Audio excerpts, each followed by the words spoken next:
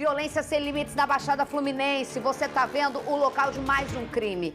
Criminosos passaram atirando em direção a um bar em Belfor Roxo. Um homem e uma mulher morreram, outras 3 pessoas feridas. Entre elas, um menino de apenas 7 anos de idade que brincava ali perto.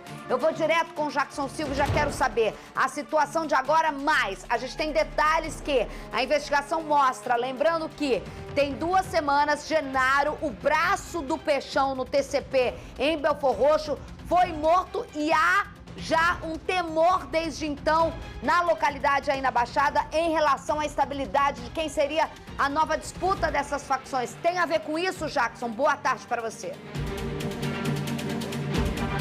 Olá, Isabelle Benito, boa tarde a todos. Faz parte da investigação, sim. Eu falei com uma fonte da DHBF, daqui a pouco eu volto com mais detalhes sobre isso. O clima aqui é de medo. As pessoas estão com muito medo, Isabelle. Daqui a pouco eu volto com os detalhes do que falaram sobre essa chacina aqui em Belfor Roxo. Eu volto contigo.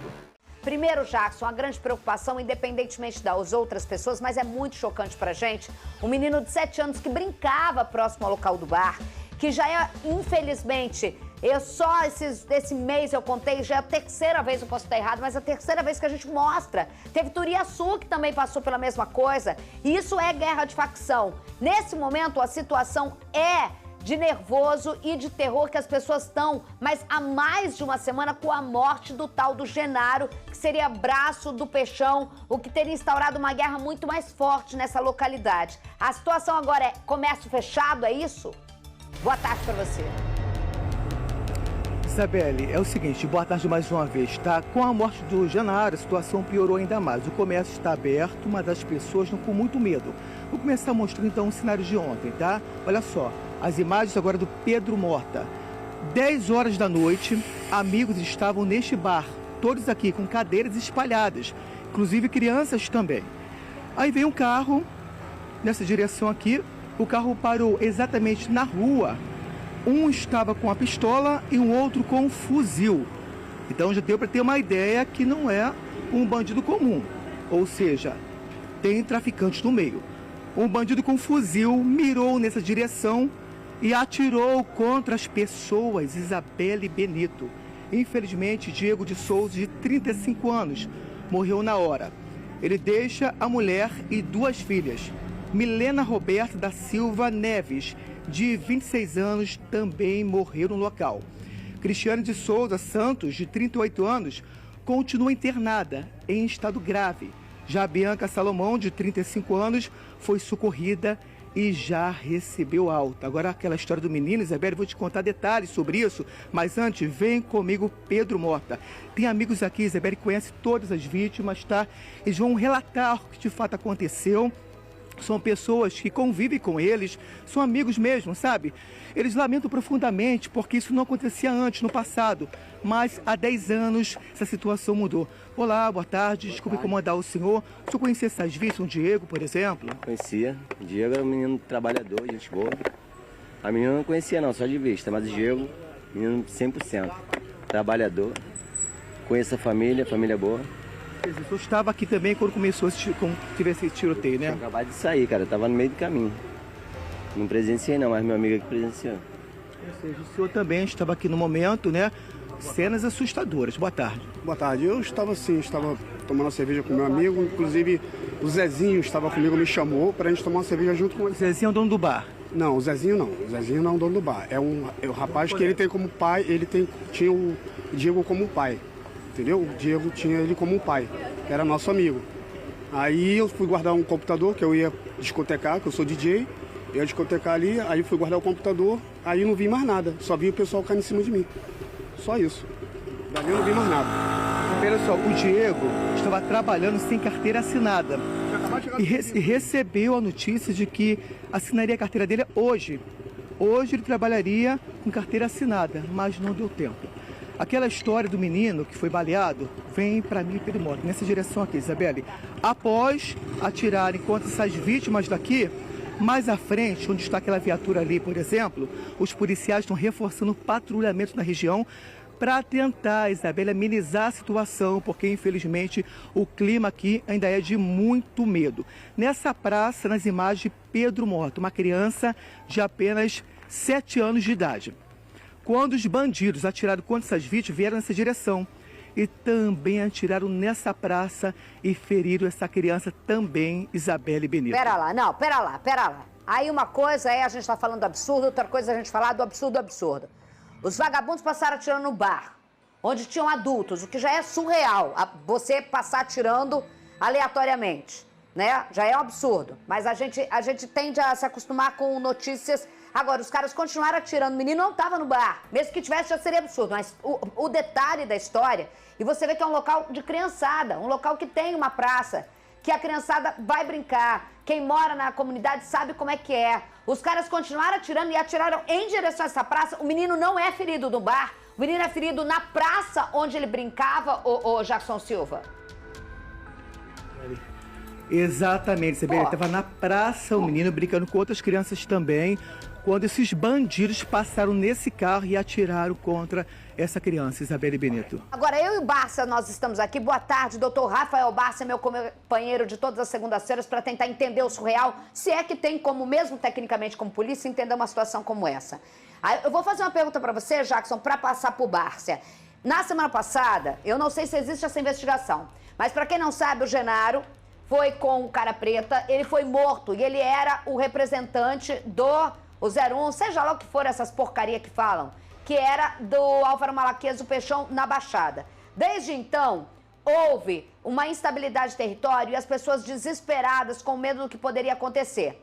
Existia algum alvo? Essa seria a primeira pergunta, acho, do Barça. Já tem uma investigação da polícia se tinha algum alvo no bar?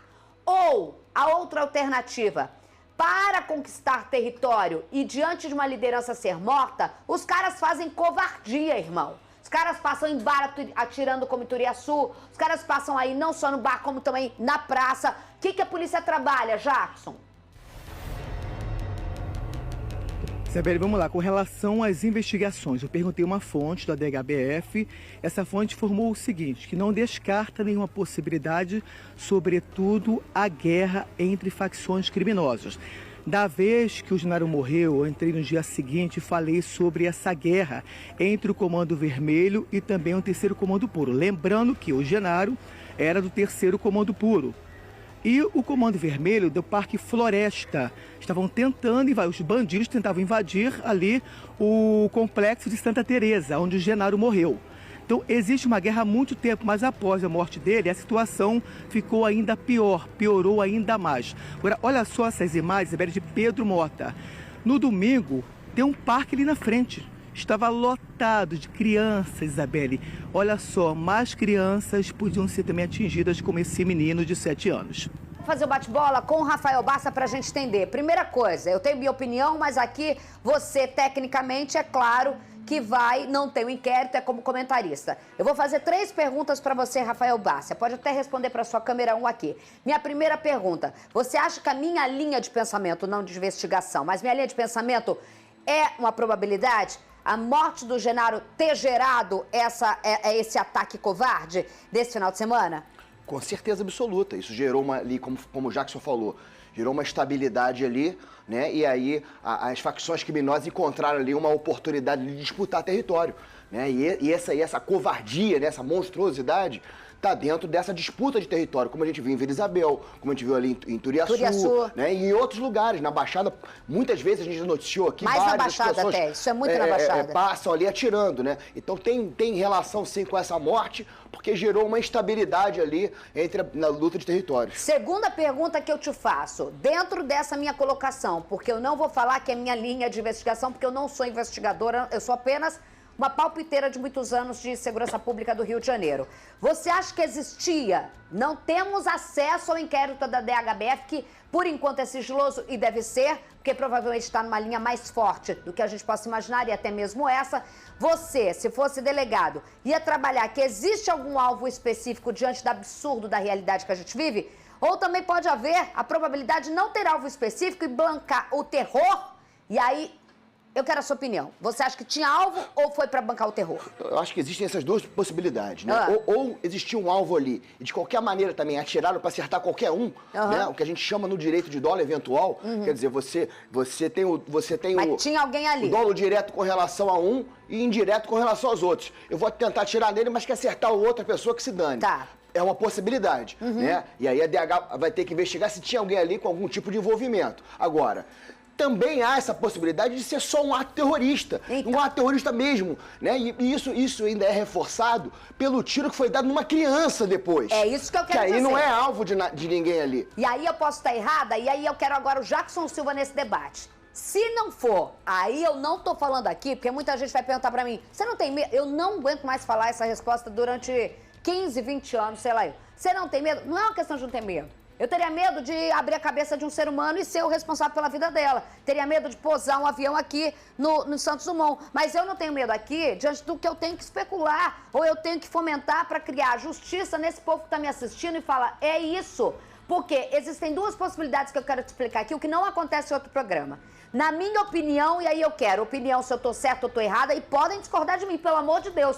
Você não pode discordar porque tiraram lá do ar, não sei mais como você pode dar opinião. E o Jackson Silva que também tem essa coisa. Se for com alvo, o que eu não acho que é, pela dinâmica aqui, o Jackson falou que além do bar, eles foram pra praça atirar onde eles acertam o menino de 7 anos. Se foi um ato terrorista, covarde, apenas sem alvo, o que o outro não seria legitimado, ok?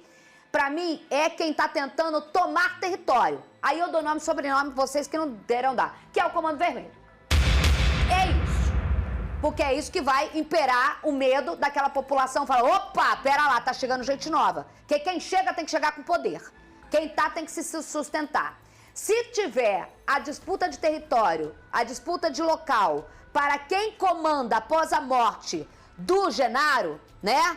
Que era o braço direito, aí entra. Não estou livrando que possa ser também o terceiro comando ali, não sabemos da realidade local.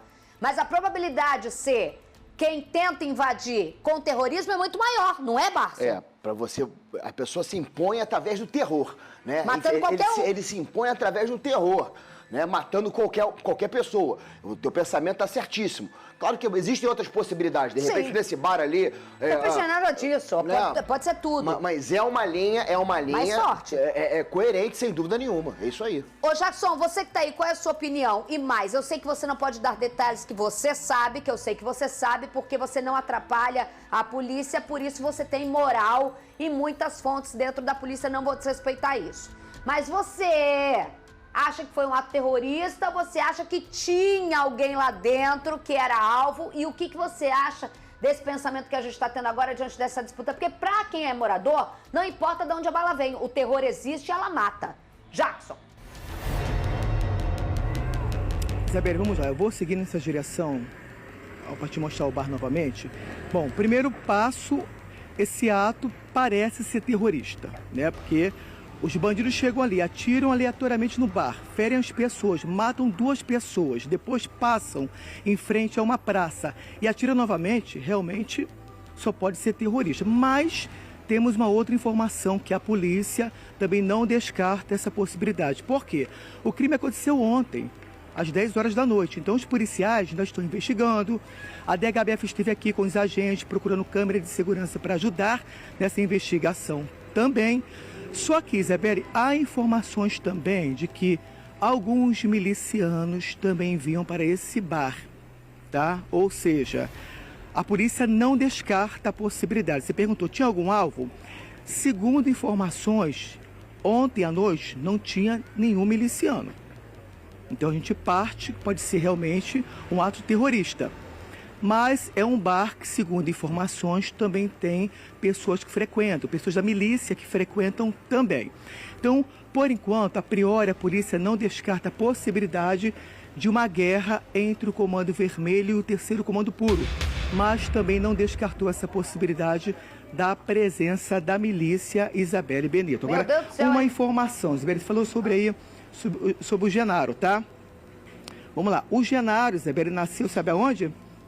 No Complexo da Maré, na Vila dos Pinheiros. Ainda adolescente, ele entrou para o tráfico de drogas, novo, Isabelle Benito. Aí depois ele veio para cá, para Belfor Roxo. Aí assumiu o comando aqui na comunidade, Isabelle, infelizmente. Aí ele assumiu o comando após a morte de um traficante. Que infelizmente sim, um rato morre e vem um outro e assume, né? Aí depois criou esse terrorismo todo aqui nessa região, Isabelle Benito. Genaro que morreu na semana passada, só para o povo não se confundir. Jackson, eu vou te liberar para você tentar chegar no cemitério onde o Diego, infelizmente o corpo do Diego vai ser enterrado daqui a pouco, que é uma das vítimas do bar que passaram atirando, que é esse da foto aqui agora, para a gente não confundir com o Genaro. Inclusive, a gente conversou com um dos parentes lá no cemitério agora há pouco e falou sobre a indignação, não só de você encarar uma morte de um jovem desse jeito, como da forma como foi. Rodou. Como tudo aconteceu, eu não sei, não estava lá. Não sei nada sobre como foi, como aconteceu. Eu sei quem era o Diego. Diego era pai de 2 filhos, homem de bem, trabalhador. A carteira dele já mostrei para outros repórteres. Carteira assinada. Cara de bem, de boa índole. A prova de ser isso aí, ó. Tá todo mundo aí. Família, amigos, colegas de trabalho. Diego era excepcional. Não, e fora que o povo na comunidade da entrevista, a gente conhece, né, Bárcia? Vamos voltar com o Jackson Silva, que antes de ir para o cemitério tem uma última informação. Fala, Jack. Zé, para contextualizar, tá? Lembrando que como o Genaro nasceu ali na Vila dos Pinheiros, ele tinha como aliado também o Thiago da Silva Fole, o TH da Maré. Você falou do Peixão, né? O Peixão, sem dúvida nenhuma, era amigo dele também, mas todos pertencem à mesma facção criminosa, que é o 3º Comando Puro. Jackson, segue pra lá que eu vou bater essa bola aqui. Como é que é? O TH da Maré entra na história. Então, agora. E agora eu vou TH... O TH da Maré já era amigo dele, desde novo, tá? Tá, o TH é o do cordão da Deolane? É tanto bandido na minha cabeça? O TH é o do cordão da Deolane? O TH faz parte daquele grupo que matou aqueles policiais do BOP, lembra? Lembro, no que parecia cavalo de Troia, que você chegou com exclusividade e mostrou na coisa mecânica, lá na oficina mecânica. Rafael Bárcia, libera o Jackson, que ele tem que ir pro cemitério, que eu quero entrar com você ao vivo. Libero você daí. Que aí já não tem mais nada, a perícia foi feita. A polícia... Tu viu a imagem do bandido, do cara lá? Sim. Nossa senhora, eu não sei nem o que atingiu ali. O que atingiu ali? As partes íntimas ou aqui? Eu vi a imagem borrada também, não... Eu não vi, eu infelizmente tive que assistir. Esse daí, aquela imagem, é da vítima, do Diego ou do criminoso? Aquela imagem. Daqui aparecia aqui. É outro? Não é esse, mas esse também é feio. Nossa, esse também é horroroso, pelo amor de Deus. Enfim, eu queria perguntar agora entre outro personagem da história. Você vê como o Rio de Janeiro é todo interligado. A gente tá falando da Baixada Fluminense. Porque as pessoas têm que entender, porque tá dentro da nossa cabeça, mas às vezes a pessoa liga o SBT Rio no ar. Tem gente que acompanha todo dia e tem o tabuleiro do Rio de Janeiro. Isso que o Jackson falou também entra numa investigação da DH, tudo entra, Bárcia. E aí até especializada, outra especializada ajuda. Porque se a gente está falando do TH com um grande poderio bélico, perfeito. Se a gente está falando de dominância de Baixada, a gente está falando de presença de pessoas que têm o instinto de... Até dentro da polícia tem gente que não tem instinto de operacional. É o cara que fica lá dentro. O Bárcia sabe, o Bárcia hoje está na fazendária, conhece cada um. Agora tô na nona. Agora você tá na nona? Vocês coisa demais. Tá bom, tá na nona. Agora eu quero entender o seguinte: o que o Jackson traz é importante, porque o perfil de uma organização criminosa, a gente não pode desdenhar. É pro mal, mas ela é organizada, por isso difícil o combate. Da Maré, com força dentro da Baixada, com alianças, lembrando que é a facção do qual o Genaro fazia parte, que fazia aliança, ao contrário da outra, com milícias de regiões para tomar território. É isso aí, Isabelle. As pessoas têm que entender como é que é a dinâmica das organizações criminosas aqui no Rio de Janeiro.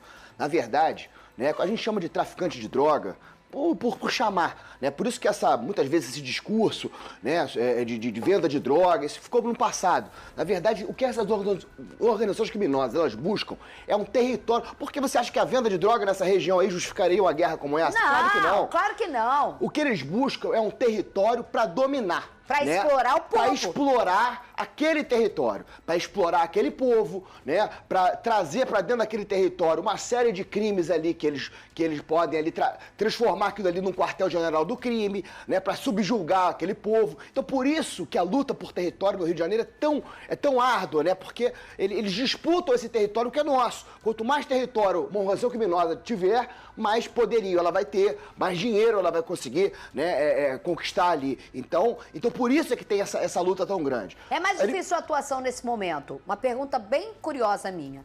Você tem uma facção extremamente instaurada dentro, vamos supor aqui, numa Vila Cruzeiro, que a gente sabe que está lá instaurada, não há disputa de território, não há nada. É mais difícil para a polícia agir, a polícia que tem a legalidade da violência, de conter a violência. Dentro de um local onde está perpetuado aquela facção, ou é mais difícil e delicado num terreno estável como essa localidade de Belfort Roxo? São duas realidades diferentes. Que tabuleiro, hein? E tem desafios diferentes. Por quê? Porque quando você tem uma comunidade como a Vila Cruzeiro ou outras, que estão ali estabilizadas, o que acontece com ela? Estabilizada com facção, sim, não de jeito, porque sim, o certo seria estar com o Estado. Claro. Né? Agora, o que acontece? Ela acaba se tornando ali começa a abrigar criminosos de outras localidades. Né? Traficantes que perderam o seu território, né? Criminosos ali que estão se juntando para tomar uma outra região. Então começa a abrigar ali criminosos de outras localidades. Então ali também é um local estratégico, né? Porque ali, muitas vezes, até de outros estados, como a gente já viu aqui. Sim. Agora, num local onde a guerra entre facções normalmente tende a ser um local muito mais armado, né? Porque armas de outros lugares são deslocadas para ali. Então é um local ali muito mais vigiado, um lugar muito mais tenso. Então são desafios diferentes, né? Que exigem estratégias diferentes, sem dúvida nenhuma. E é sensível, hein? Com certeza. Sensível. Os dois lugares são muito sensíveis, ainda claro. mais caindo no colo da polícia, porque eu acho que existe um lado positivo que está tendo em relação a começar a entender, pô, cara, na boa, os caras não tem dó os caras começaram a usar escudo humano, entendeu? Assim, então não é essa romantização que o povo pregou, mas hoje existe um medo. E eu, como policial, se fosse policial, teria muito medo de atuar em algumas determinadas, porque antes de você botar uma farda, um distintivo, tu tem teu nome e teu sobrenome. E tem o teu na reta, tu não sabe também. Fora a tua vida, né? Tô falando de fora a tua vida, a tua reputação. Reportagem completa, Jackson Silva rodou. Um território marcado pelo medo. Toda hora é assalto, toda hora é gente correndo, toda hora é gente apavorada. Moradores sofrem com toque de recolher. Quando acontece algumas coisas, tem sim. O receio não é por acaso. As imagens desse bar dão uma ideia da violência em Belfort Roxo, na Baixada Fluminense. No último domingo, 5 pessoas foram baleadas. 2 morreram. O bar estava lotado. Várias cadeiras estavam posicionadas aqui, com adultos e até crianças. Por volta das 10 horas da noite, um carro parou exatamente nesse ponto, com pelo menos 2 homens fortemente armados. Um deles, com um fuzil, se posicionou e atirou contra as vítimas. Diego de Souza, de 35 anos, morreu na hora. Ele deixa a mulher e 2 filhas. A filha dele vai ficar casada, minhas irmãs estão todas ali na frente. Vai ter vários ônibus, 2 ônibus vai ser pouco, porque meu irmão é um trabalhador. Milena Roberta da Silva Neves, de 26 anos, também morreu. Já a Bianca Salomão Baldino, de 35 anos, foi socorrida em um hospital da região e teve alta. Cristiane Felício dos Santos Sobrinho, de 38 anos, continua internada em estado grave. E um menino, de apenas 7 anos, também está internado e passa bem. A Delegacia de Homicídios da Baixada Fluminense investiga o caso. A polícia não descarta nenhuma possibilidade. As investigações apontam para uma guerra entre traficantes rivais. Essa disputa por território ficou mais acirrada após a morte do traficante Geonário Fernandes Pereira Moreno, o Genaro. Ele morreu em confronto com policiais militares no dia 17 desse mês. Genaro e o outro traficante, conhecido como Cara Preta, morreram no complexo de Santa Teresa, em Belfort Roxo. Na ocasião, o comércio ficou fechado por mais de 24 horas. Escolas e unidades de saúde também fecharam as portas. Genaro também controlava algumas comunidades de São João do Meriti, que também fica na Baixada Fluminense. A gente não vive, a gente nesse mundo a gente está sobrevivendo. Nós vamos agora ao vivo com o Jackson Silva, que conseguiu chegar no cemitério em Belford Roxo, onde vai ser enterrado daqui a pouquinho o corpo do Diego, que infelizmente é uma das vítimas dessa tragédia, desse horror que aconteceu nessa localidade em Belford Roxo. Nossa, quanta gente, querido lá no meio do bairro, todo mundo falando, e também no cemitério, as pessoas... É um momento horrível para o repórter Bárcia, é um momento horrível. Jackson, é com você. Isabelle Benedito, você pode ver, Isabelle, são dezenas de pessoas vieram se despedir de Diego, tá? Também lá na entrada mostramos o local onde ele morreu. Várias pessoas também falaram sobre ele. Eu estou aqui com parentes e amigos, com a irmã, com o irmão dele também. Meus sentimentos para a senhora. Quem era o Diego? Diego era uma pessoa muito especial, trabalhador, entendeu? Ele era carinhoso com a família, com os amigos, entendeu? Meu irmão era assim. Se ele estivesse triste, ele não demonstrava, mas ele sempre foi assim, amigo de todo mundo gostava dele ali no bairro onde a gente mora. A gente reparou que sua mãe está ali, né? A esposa também, ninguém pode falar que estão totalmente destruída, né? Que situação terrível para vocês. Sim. Sim, é verdade. A minha mãe, ela tá arrasada porque é o primeiro filho que ela perde, entendeu? O certo é os filhos enterrar os pais, não o pai ou a mãe enterrar os filhos, né? Mas aconteceu essa fatalidade, entendeu? Aí ela tá aí, entendeu? Ela só não capotou hoje porque meu sobrinho sempre tá ajudando a gente, entendeu? A pressão subiu. Ele falou, Josi, foi pouco, faltava pouco para minha mãe, para minha avó, entendeu? Capotar. A família está à sua disposição, Isabelle Benedito. Eu vou falar aqui para vocês, não como apresentadora. Eu não vou continuar porque essa música atrás de vocês me gera uma dor muito forte. E eu imagino a dor de vocês. Eu só quero aqui abraçar de longe com a minha voz para que vocês deem muita força para a mãe do Diego, para ela. Quero dar toda a minha energia para vocês, porque assim, para mim é difícil ouvir essa música que está cantando atrás de vocês. Eu não tenho capacidade de continuar essa entrevista em respeito a vocês e a mim, sabia? A minha pessoa.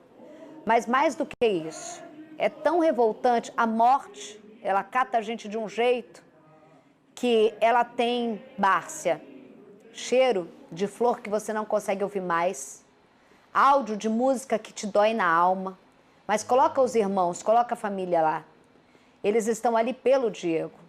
Mas mais do que isso, ao contrário de ciclos de vida que a gente sabe, a única certeza nesse filme, dessa vida que a gente tem, é que a gente morre no final. Mas não com a idade do Diego, não da forma com o Diego. Então, para eles aí é muito mais doloroso. E o menino, a gente faz falta em qualquer lugar. Mas o menino que vai fazer falta muito grande pelo tamanho dele da entrevista que o Jackson foi, pelo tanto de gente que tem nesse cemitério e pela forma como foi. Pela forma como foi, é uma dor com revolta, que agora ameniza porque a revolta é quero justiça e mantém os parentes como vocês estão aqui comigo em pé. Porém, depois vem aquela questão de eu quero justiça, como se faz essa justiça? Falando, e é o que vocês estão fazendo. Eu só vou me despedir de vocês porque nem é por vocês e é também por vocês e respeito a vocês. Mas para mim a dor da morte recente tem cheiro de flor e tem a música que está tocando aí no fundo que eu não consigo ouvir. Eu agradeço muito a vocês, o que a gente pode fazer é pedir justiça e que justiça seja feita e que essas pessoas covardes que tiraram a vida do Diego, que feriram outras pessoas, entre elas um menino de 7 anos, essas pessoas covardes paguem dentro da justiça. Porque diante do outro, eu acredito que essas covardias de tirar a vida ceifadas no meio do nada, dessa forma, como foi a do Diego, essa ainda se paga em vida, não só na morte. Obrigada pela família que está ali, esse absurdo. Obrigada, Jackson Silva.